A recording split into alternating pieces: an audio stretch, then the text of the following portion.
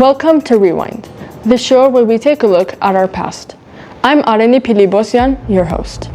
One of the things that give us an opportunity to bond with our classmates are trips with our school outside of the country. Let's start by taking a look at some of the memories of these past trips.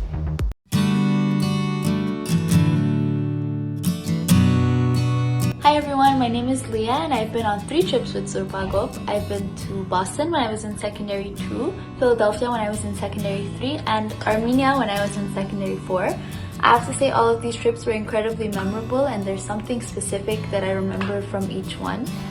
When I went to Boston, we went to this gorgeous bookstore near Harvard.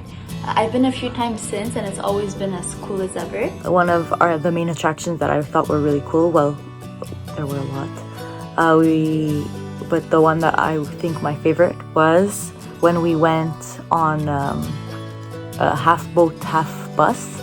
And it was basically like a little tourist attraction. It's a vehicle that took us around town on wheels. And then at one point it took us we went into the water, it became a boat, it became kind of like an inflatable, a giant inflatable with 30 people in it. And it was like a boat that just kind of went on the lake, which I honestly thought was really cool. I was like, whoa, I've never seen anything like this before. We also went to Harvard and to the bookstore across from Harvard, where I was like, wow, I'm going to buy a book from the Harvard bookstore, which in retrospect is like every other bookstore. At Harvard, we touched a statue's golden shoe, which is supposed to bring us good grades in the future. So don't think it worked very well. I remember the gift shop, everybody was getting Harvard sweaters. I decided I was gonna get a Harvard boat figurine, like a Boston Tea Party little boat, I guess. I don't think this is Boston Tea Party, but it's a little boat figurine. And I thought it was really cool for doing something different, and now I kind of regret not getting the Harvard sweater. In Philadelphia, our first night we went to Dave & Buster's to eat and then play at the arcades. I have to say that was probably some of the most fun I've had on that trip. A few of the highlights once we were in Philadelphia were the penitentiary and the ghost tour at night, which had a very spooky vibe. A bunch of people were taking pictures and being like, oh, I see orbs in the pictures, that means there's a ghost behind us, na na na na na. And everybody was kind of going with that narrative that we created. And then I remember for supper we split up into 2 groups. There was the group that went to Dave & Buster's, and then there was Dave and Buster's. And then there was the group that went to a really good burger joint. I remember the burgers were really good and they had really good waffle fries. Hi everyone, my name is Talia and I went on 2 school trips with Sourp Hagop. I went to Quebec City when I was young and I also went to Boston. So I remember bonding with my classmates and really loving hanging out with students that were older than me or younger than me. But what I liked the most was it was one of my first times going on a trip without my family, so therefore I had a bit of independence to pick an exhibition over another, or I don't know, going out to lunch to one spot as opposed to the other. One of my fondest memories from being at Sourp Hagop as a student was our Boston trip in 2014. I was there with a group of friends. We had a great group of teachers as well, Mr. Lou included. We went around the city, we saw a bunch of stuff, we had a bunch of cool activities. We were there for about 3-4 days. And one of my favorite, one of my best memories from that trip, I remember walking around the Harvard campus. As you can see, I got my Harvard sweater. Maybe got ripped off for it, but that's okay. It's worth it.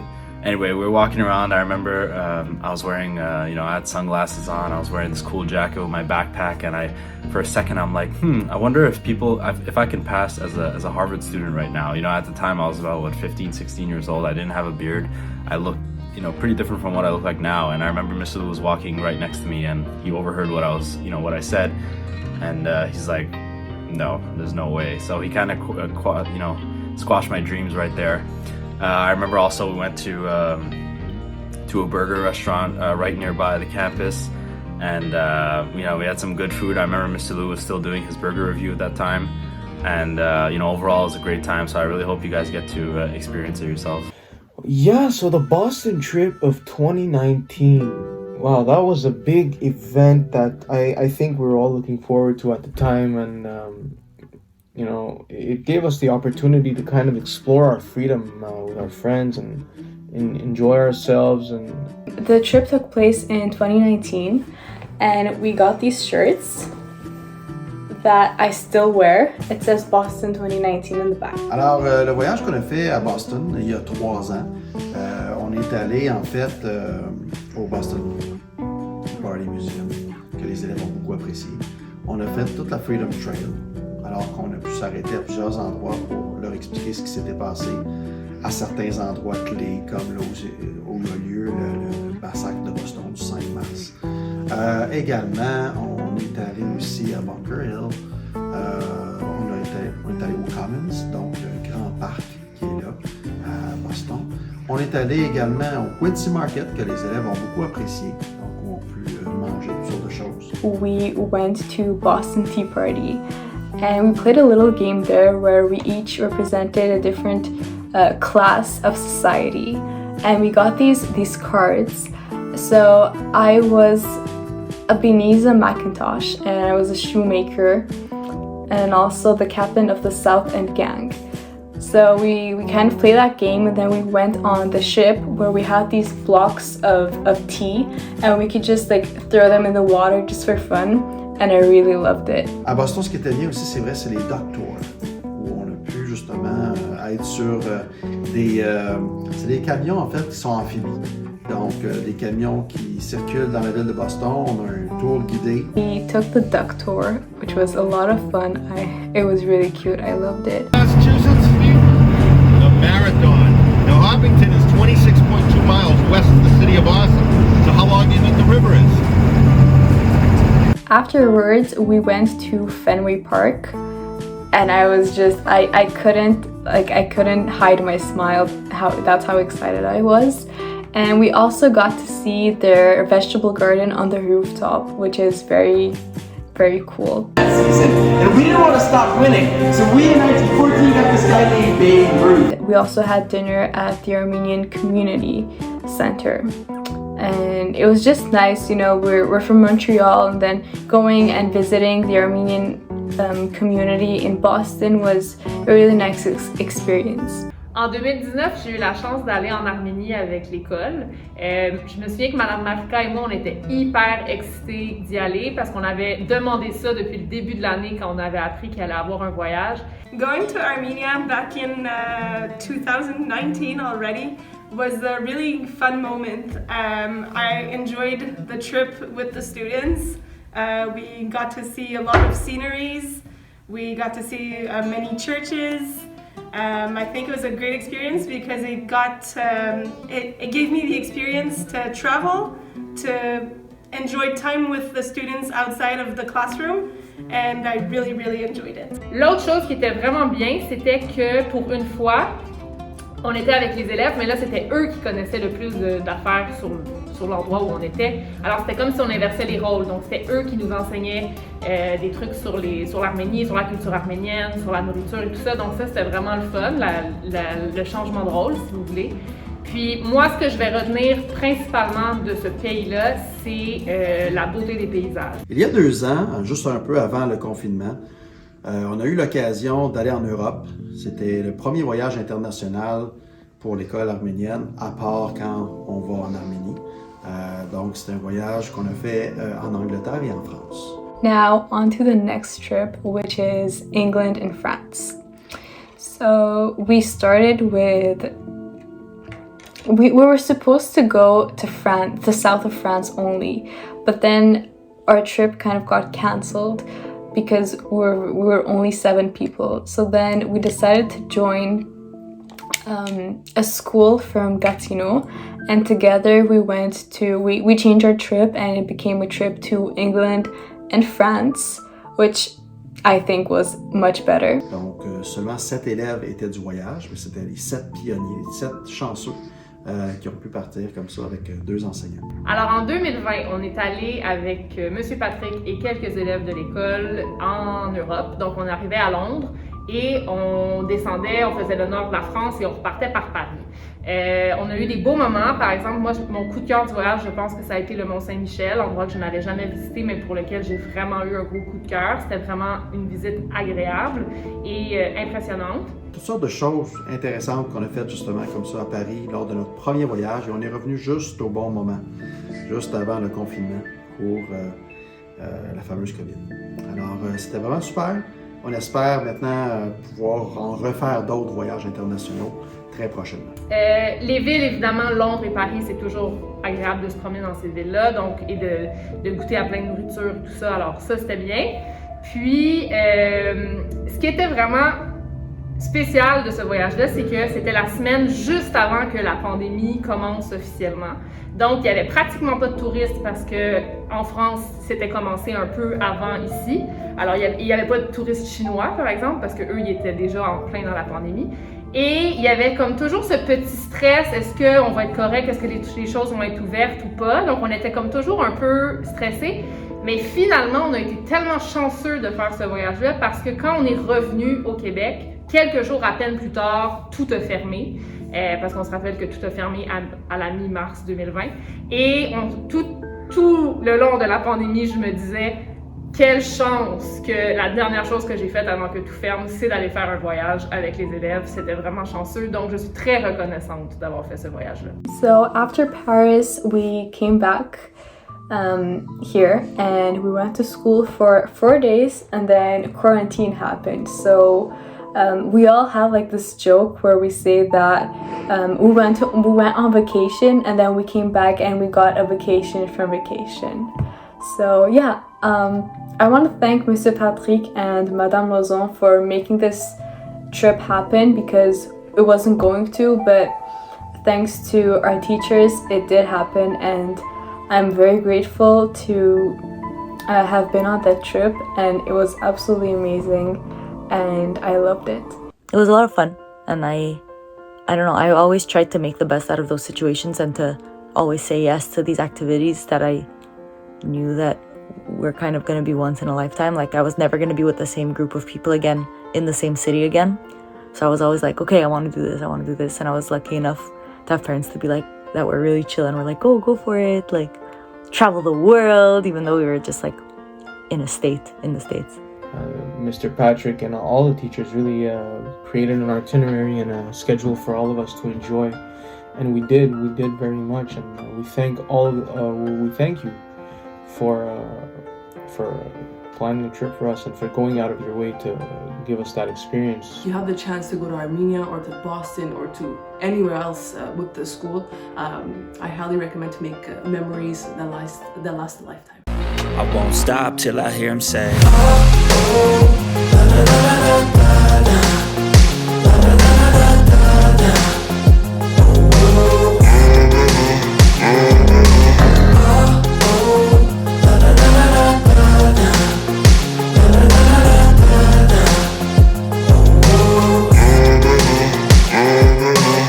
I work hard each and every day. I get lost in the words I say. I don't push pause, no, I push play. I won't stop till I make a change. Trips cannot be unforgettable if they are not organized as good as they can be. We had the chance to sit down with someone who knows that very well. Here's 5 questions with Patrick Gionnet.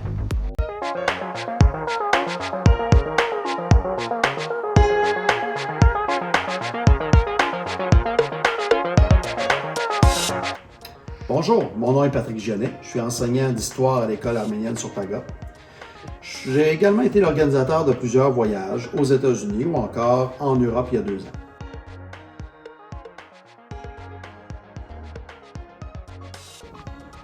Entre la réservation des hôtels, la visite des musées et la gestion des voyages, à quel point ce processus peut-il être stressant? Il y a toujours une part d'incertitude. Quand on prépare le voyage, ça peut être au niveau du nombre d'élèves qui vont répondre, le nombre d'élèves qui vont vouloir aller au voyage, vont vouloir participer au voyage, parce que ça va influencer directement le budget. Le nombre d'entrées qu'on a, ça dépend des activités aussi qu'on peut faire. Également, il y a toujours la préparation au niveau de booker les hôtels, réserver, soit hôtel, les différentes activités qu'on va faire.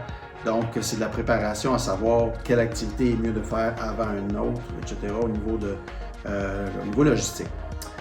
Également, le jour même du départ, ça peut être stressant aussi. Stressant pour les élèves, les parents mais également pour les organisateurs, les enseignants qui sont là, parce que il faut partir, puis il faut partir avec tout le monde. Puis il faut s'assurer aussi que tout le monde ait ce qu'ils ont besoin, donc leur passeport, c'est bien important quand on veut passer les douanes. Donc que tout le monde ait tout ce qu'il a besoin, son argent de poche, etc. Il y a toujours quelqu'un qui a tendance à oublier quelque chose le matin même. Donc ça peut être une part un peu stressante.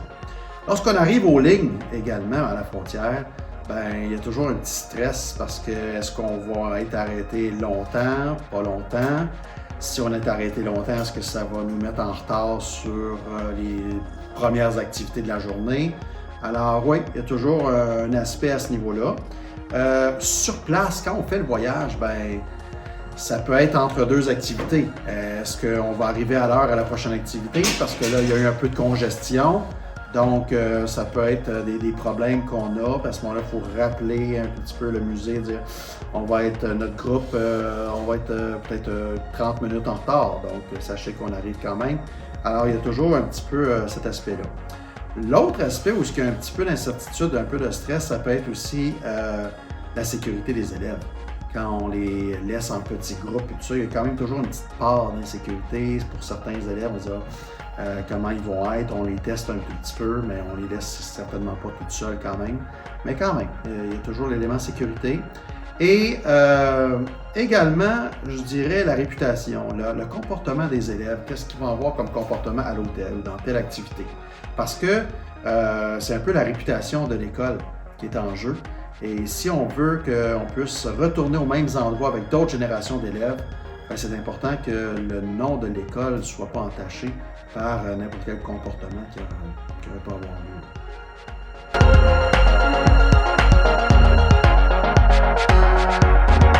Comme vous êtes passionné par l'histoire, pensez-vous que les voyages que vous organisez sont une opportunité pour les élèves de découvrir cette passion à travers les repères historiques que vous visitez?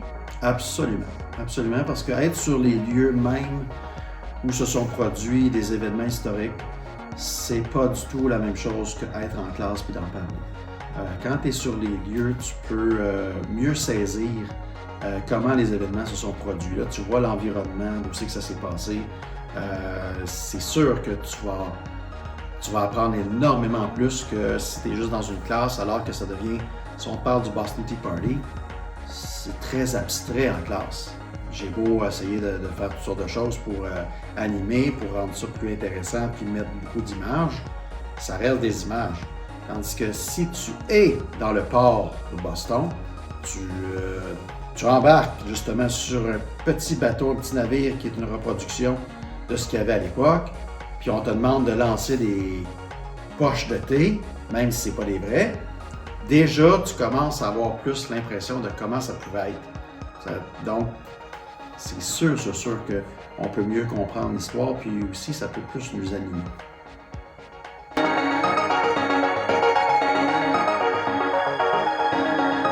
Quelle est votre place favorite à visiter avec vos élèves et pourquoi? J'ai un coup de cœur pour la ville de Boston. Boston, c'est vraiment le berceau de la Révolution américaine.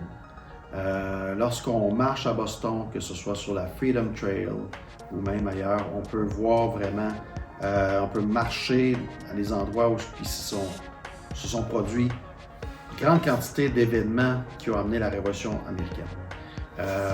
À Boston, oui, le Boston Tea Party, mais il y a un musée, c'est le Boston Tea Party Museum, qui est vraiment un musée hors pair. C'est vraiment super d'amener les élèves là. C'est un musée très dynamique, avec des tableaux qui s'alignent tout d'un coup. Alors, habituellement, c'est un coup de cœur aussi pour les élèves. J'aime aussi Boston parce que c'est sûr qu'il y a beaucoup d'événements qui se sont produits là, mais les premiers affrontements, donc Lexington and Concord, également Bunker Hill, donc c'est des batailles qui ont eu lieu justement tout près de Boston, qu'on peut visiter à ce moment-là. Mais à part ça, il y a aussi le USS Constitution, qui est un navire qui était là justement pendant la guerre de 1812 contre les Britanniques. C'était pas la guerre pour l'indépendance, c'est ce qu'on peut appeler la deuxième guerre de l'indépendance. Et on l'appelait ce bateau-là Ironside. C'est un bateau de bois, c'est un voilier, un énorme voilier, mais qui est toujours en fonction par l'armée américaine. Bon, bien sûr, on n'en verra pas au combat là aujourd'hui, mais c'est un navire qui a fait de l'histoire. qui a vu les combats en 1812. Donc c'est assez impressionnant, on peut monter sur ce lieu-là.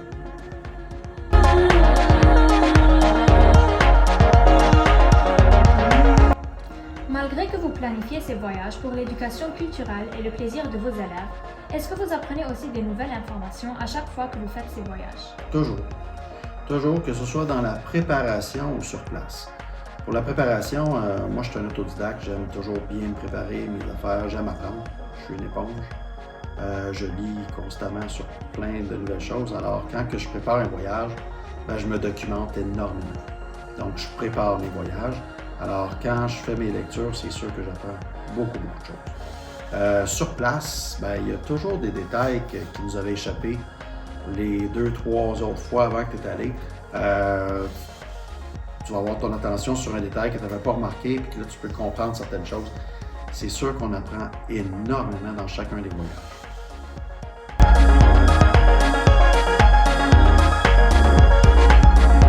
Quel endroit n'avez-vous pas encore eu la chance de visiter avec vos élèves, mais qui est dans votre liste de voyage?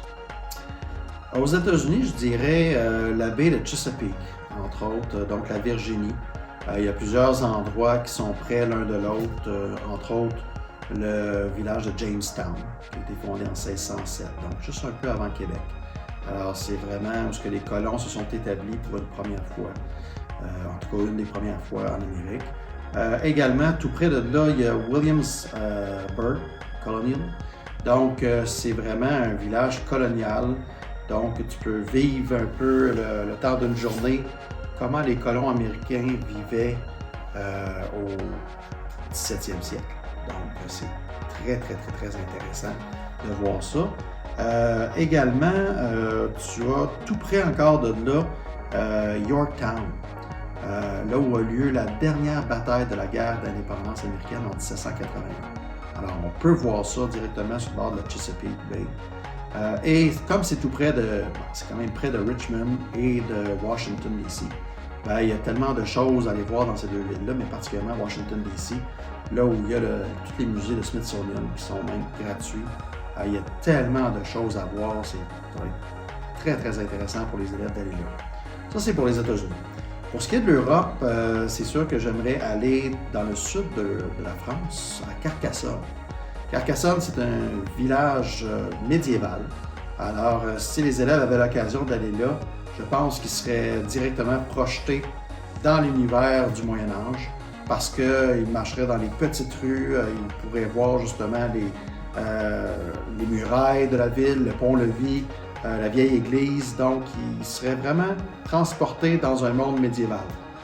Également, en France, il y aurait aussi, je pense, c'est tout près de Nantes, le Puy du Fou. Le Puy du Fou, c'est un genre de parc thématique, un peu comme Walt Disney, sauf que c'est français et c'est très historique. Il y a une section du parc où on a une villa romaine et où on peut assister à des combats de gladiateurs dans une arène. Alors que dans un autre endroit de ce même parc-là, on va avoir un village médiéval. Dans une autre section, où on va pouvoir même assister à des tournois de chevaliers et tout ça. Dans une autre section, on peut avoir les Vikings. On va avoir un combat, vous allez voir les Vikings arriver en dracard. Dans une autre section, on peut avoir la France de la fin du 18e siècle avec Versailles. Là, on va voir là, justement des gens qui font la cour, etc. Donc, c'est vraiment très intéressant. Ça permettrait aux élèves de se plonger dans des différentes époques de l'histoire.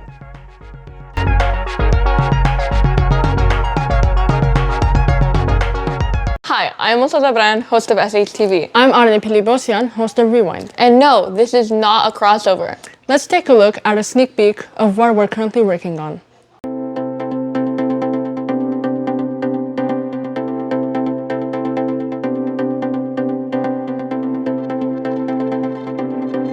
Hi, my name is Tina Garabedian and I'm an Armenian ice dancer and I was at the Olympics 2 weeks ago. I also heard that you guys sent me a bunch of questions, so I'm really excited to answer them.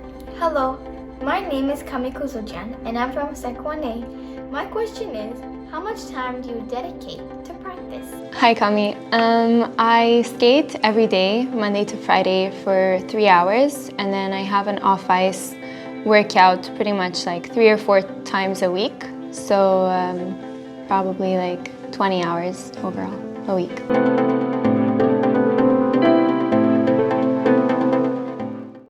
Here we are with our guest of honor, Tina Garabedian. I had a lot of fun answering all of your questions, and I hope you tune in when the show comes out. Last season, we had the chance to show you some memories of Boston 2019. Here is some leftover footage of this amazing trip.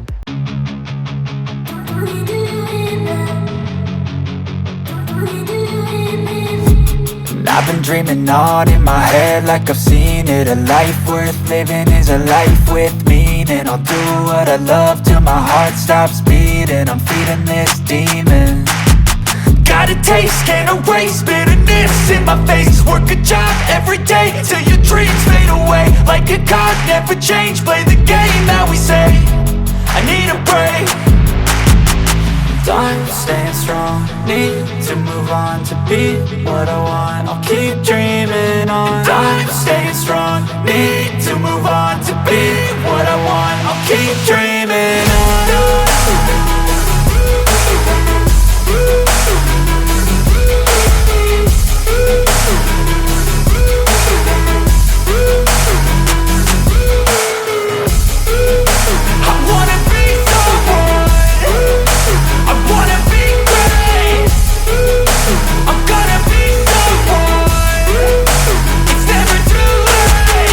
Game face on when I chase like that. Yeah, I play so strong with a knife in the back. I'ma swing home run like a baseball bat. Gonna see me rise, you can hate on that. I don't play both sides, doing me no cap. I'ma ride or die for my dreams on tap. I'ma fly real high, you ain't see me slack. No, it's not how you fall, it's how you get right back up. That's how you get tough. Calluses on my hands so rough, yeah, I call your bluff. I'm not the one, mess with me and come out with none. Cause I'm so done, you had your fun. And now you're gonna face down the barrel of the gun. Cause I got a full clip, put your name on it. But I'ma let you slide cause you ain't worth it. I'm staying strong, need to move on to be what I want. I'll keep dreaming on. I'm staying strong, need to move on to be what I want. I'll keep dreaming on.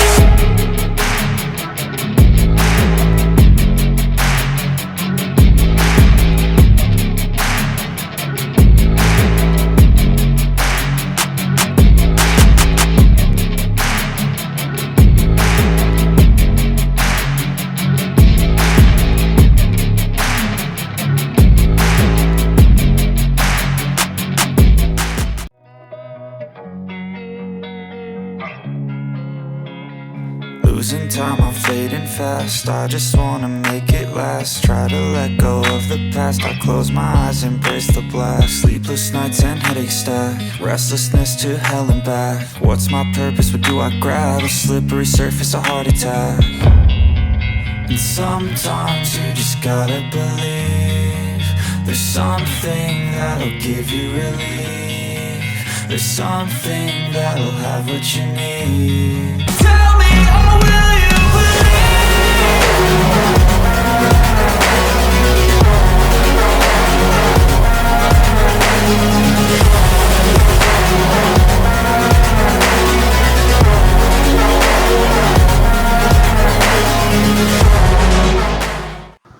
I hope that one day, soon, we will be able to resume these trips and make more memories.